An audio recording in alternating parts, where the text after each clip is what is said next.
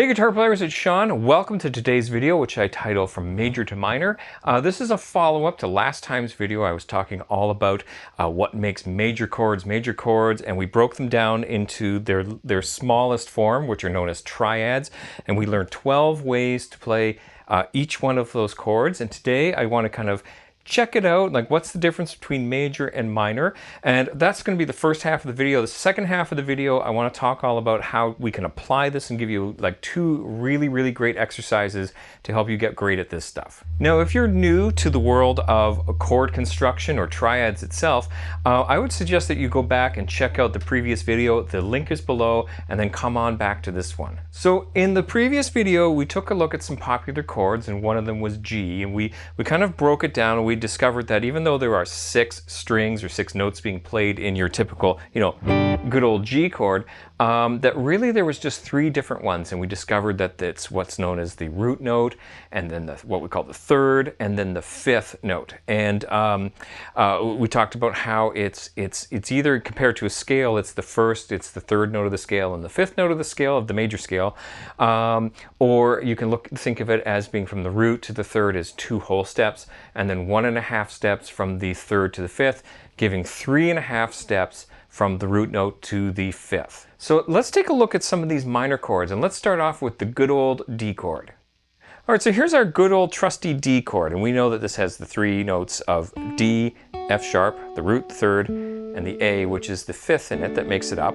And the D minor that we learn looks like that. Now, aside from the fingering being different, really the only difference is that F sharp note has been brought down to F. So it's D major, D minor. And we know already that that F sharp is what we call the 3rd of the chord. So the 3rd's been brought down a half step.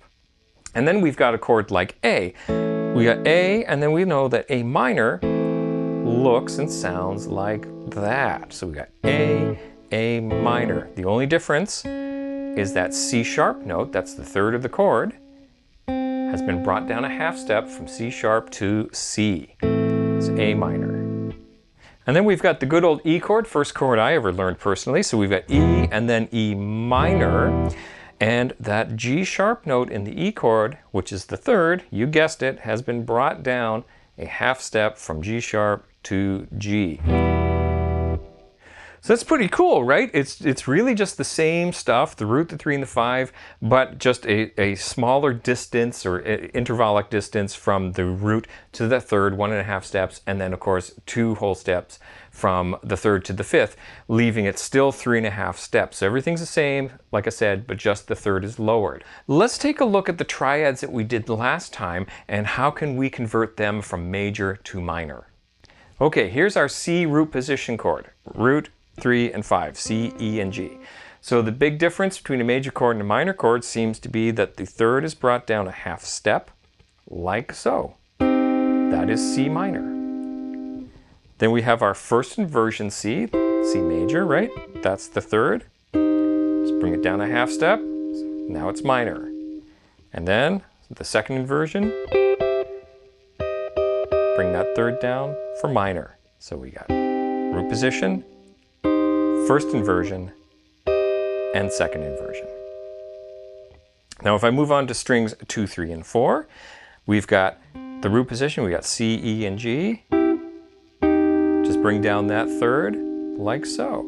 And then first inversion went from this to that. And then we've got second inversion C, C, E, G. Bring that E down, like so. So root, first, second. And now on to strings 3, 4, and 5. So we've got the C root position that was like this, or way up here if you like playing it up the octave. So C major, minor, this is first inversion, to minor. And then we had second inversion, major to minor. So this, first inversion, second inversion. And then strings 4, 5, and 6. We had C major to minor, first inversion, right? Major, minor, and then second inversion. Hey, if you're enjoying this content, would you mind liking and subscribing to the channel? And also, please feel free to leave comments. That really helps me to gauge whether material is working for you or not. And maybe you have some suggestions for things you'd like to see in the future. Thanks so much in advance. All right, so now we know what makes major chords, and minor chords, minor chords. Welcome to the second half of the video. I want to kind of put these into action. So I've just recorded a really quick loop on my acoustic guitar using the chords C, A minor, F, and G. And those exact voicings, those good old ones that I was just playing there. Each chord is going to go for 2 bars each. Okay, so we've got an 8-bar looping, repeating chord progression. It's if you want to get technical, it's what we call a 1, 6, 4, 5 progression that you've heard in like countless tunes. And as you're hearing this and as you're playing it, you may think to yourself, well, that sounds exactly like such and such a tune, and yeah, you would be correct. All right, so here's what we're going to do. So if I start off with the C chord, what I'm going to do first is I'm going to play my root position C, okay, and I'm going to like play it, and I'm going to last for 2 beats. Then I'm going to switch to first inversion, then second inversion, and I'm going to go back to my first inversion. So in other words, so root, first, second, first, and then when we go to the A minor, I can do the same kind of thing. Root position, unless you want to play it up the octave, right? First inversion, second inversion, back to first, and so on and so on and so on. I'll do the same thing for the F, and then of course the G, along with the chord progression. So having a chord progression going by at a steady pace kind of puts a little bit of pressure on us to kind of keep up. Okay, so let's do this. All right, so we're going to start off with root position C, first and then second. Here we go. So we got C, first, second, back to first, to A minor, to the F, root position, first, second, back to the first, to the G, and now switch string groups. So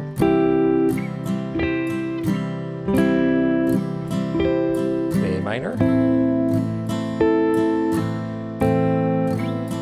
to the F, first, second, back to first, then the G, next string group,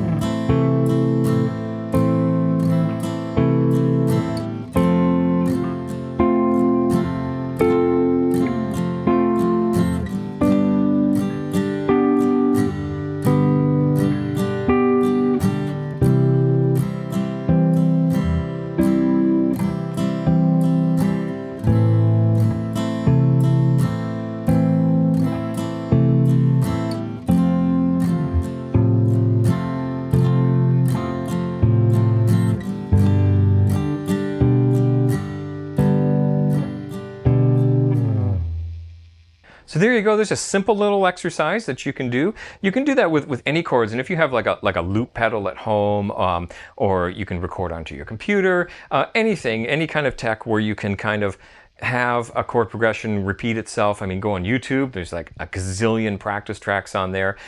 Anyway, I highly encourage that you do that. And you could even take parts of songs that you already know, and you don't have to do the whole thing. You could take, like, I don't know, maybe the verse or the chorus of something and just kind of loop those chords as a great way to get quicker and have these chords flow better for you. All right, so I promised 2 great ways to practice. Here's the second one. It's something known as voice leading. And what that means, so voice refers to, it's kind of a fancy way of saying the notes of the chord, right? So the root, the 3, and the 5. So those are the different voices in the chord. And leading means like where are they going to lead to? Or in other words, if I'm playing a C chord, does it have anything in common with my next chord, with like my A minor, for example, and is there an easy way to lead from one chord to the next? Voice leading. So let's take a closer look at that. All right, so check it out. So if I start with C in root position, instead of going to my A minor root position, you know, like way up here or something, I happen to have an A note right here. And I know that if I have my root note on my first string, that gives me a first inversion triad. And the C chord itself, C, E, and G, is exactly the same as A minor, except the one note different is the G and the A. And if I go to my F, I have an F note right here. Check this out. Look at that. So that's an F second inversion. So we got C root, A minor first inversion, and F second inversion. Now, as for the G, it doesn't really have anything too much in common with the F chord, except that every note is one, like a tone higher. So I suppose I could just take that and go up to the G. However, because I'm going back to C, this is a repeating pattern, I'm going to opt for the G first inversion. So check it out. So I've got C root position, A minor first, the C in second inversion, and then G in first. And everything's all nice and close together. Now if I start on C in my first inversion here, to go to my A minor is simple. Again, if you recall, these chords are only one note different from each other. It's just really like that G is swapped out for an A. So check it out. So we got C, first inversion, A minor, and that's a second inversion. And then to go to the F, like that. Check it out. So A minor to F. And I'm going to go for the G note right here, because again, this is a repeating pattern instead of G way up here. And like so. So we got C, A minor, F, and G. So now I'm going to play C way up here as a second position. So C, and if I want to find my A minor, there's an A note right here. It's A root position, and then F, first inversion, and then to my G root position. So C, A minor, F, and G, and that puts my hand right back, ready to go back to C again. And that's what's known as voice leading. It kind of keeps things nice and simple, keeps them close by.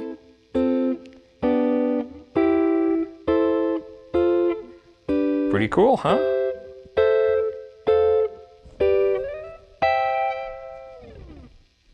Now, of course, you can do that with all the different string groups, not just 1, 2, and 3. You can do it with 2, 3, 4, 3, 4, 5, 4, 5, and 6, okay?